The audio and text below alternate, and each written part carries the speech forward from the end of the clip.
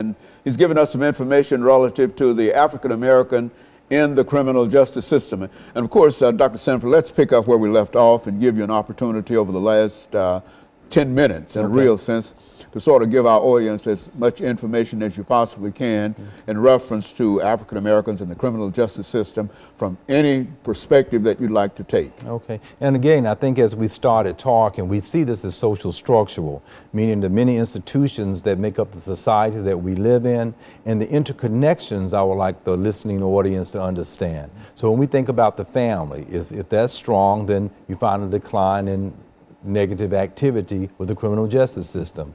But within our society, if economics is declining, people don't have jobs, it impacts family.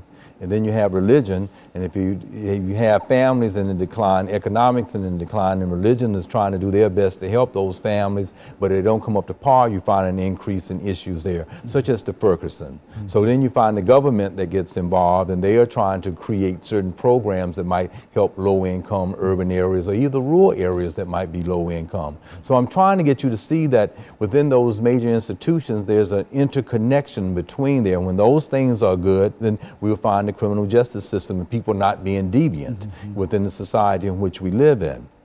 So we can almost give kudos to, President Obama on that national government institutional level of saying, how can we help families have better health care? How can we help families have pre-kindergarten and kindergarten for everyone within the society, so that hopefully that would impact the criminal justice system in a different way.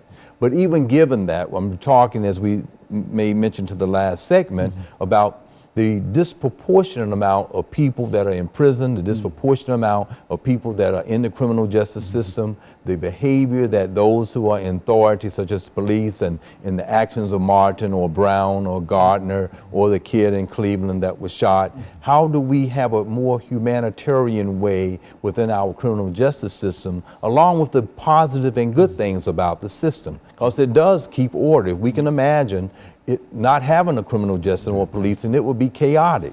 It would be running amok with people out in the society. So it does a good job, but we need to look at the weak parts of it and try to bring some reform. I think reform is the issue. How can we change it so it can improve? Because there's definitely a disproportionate amount of it that then would make sociologists and social psychologists see that it appears to be disproportionate to African Americans and other minorities, and in that minority group, it can be any ethnic group or the bashing of gay brothers, lesbian sisters, or anyone that might consider themselves marginalized within the society in which we live in. So that becomes very crucial to look at, I think, within the society.